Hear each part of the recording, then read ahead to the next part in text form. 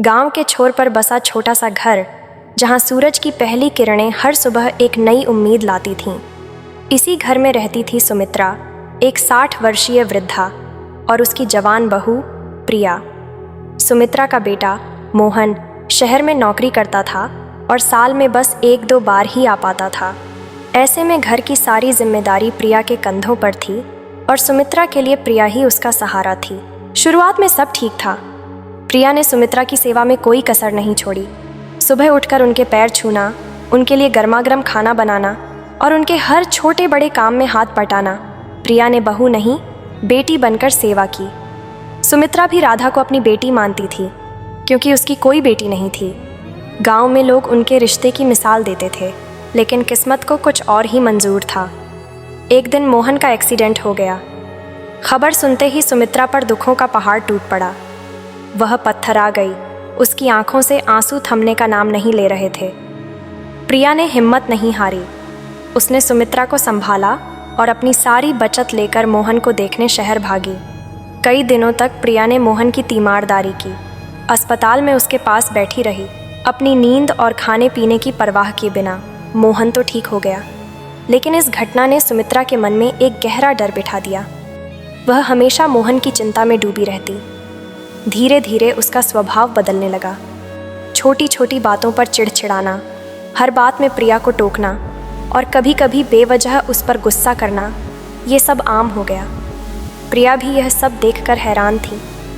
वह समझ नहीं पा रही थी कि माँ जी को क्या हो गया है। तू ठीक से काम नहीं करती। सुमित्रा एक दिन प्रिया पर चिल्ला उठी, जब प्रिया ने गलती से नमक थोड़ा ज़्यादा डाल दिया था। मैं तेरे बाप के घर से खाने की बर्बादी करने नहीं आई हूँ। प्रिया की आंखों में आंसू भर आए। उसने कभी नहीं सोचा था कि माँ जी उससे ऐसे बात करेंगी। वह चुपचाप सिर झुकाए काम करती रही। दिन पर दिन यह सिलसिला बढ़ता गया। सुमित्रा का गुस्सा और शक प्रिया पर बढ़ता चला गया। वह राधा को हर बात पर कोसती, उसे ताने देती और कभी कभी तो खाने के लिए भी देर करती। एक शाम प्रिया बहुत उदास थी। मोहन ने फ़ोन किया और अपनी माँ से बात करने को कहा। प्रिया ने फ़ोन सुमित्रा को दिया। सुमित्रा ने मोहन से देर तक बात की, लेकिन जब मोहन ने प्रिया के बारे में पूछा तो सुमित्रा ने बस इतना कहा, वह ठीक है। प्रिया को लगा जैसे उसके हृदय पर किसी ने घाव कर दिया हो। रात को प्रिया अपने कमरे में बैठी रो रही थी। उसने फैसला कर लिया था कि वह अब और नहीं सहेगी। अगले दिन सुबह उठकर उसने अपना सामान बांधना शुरू किया। उसकी आंखों में आंसू थे, पर मन में दृढ़ता थी। वह अपने मायके जाने की तैयारी कर रही थी। तभी सुमित्रा कमरे में आई। उसने देखा प्रिया सामान बांध रही है। क्या कर रही है तू? सुमित्रा ने पूछा। उसकी आवाज़ में हैरानी थी। प्रिया ने पलट कर देखा। उसकी आंखों में ढेर सारा दर्द भरा था। मैं जा रही हूँ माँ जी, उसने धीरे से कहा। अब मुझसे और नहीं सहा जाता। मैंने आपकी बहुत सेवा की, आपको अपनी माँ समझा, लेकिन आपने मुझे कभी अपनी नहीं समझा। सुमित्रा के चेहरे पर एक पल के लिए उदासी छा गई। उसे याद आया, जब मोहन बीमार था तब प्रिया कैसे बिना सोचे समझे उसकी जान बचाने दौड़ी थी। उसे याद आया कैसे प्रिया ने घर को संभाला था, कैसे उसकी हर खुशी और गम में साथ खड़ी रही थी। अचानक उसे अपनी गलती का एहसास हुआ। मोहन की चिंता में वह इतनी अंधी हो गई थी कि उसने अपने सबसे बड़े सहारे को ही दुख पहुंचाया।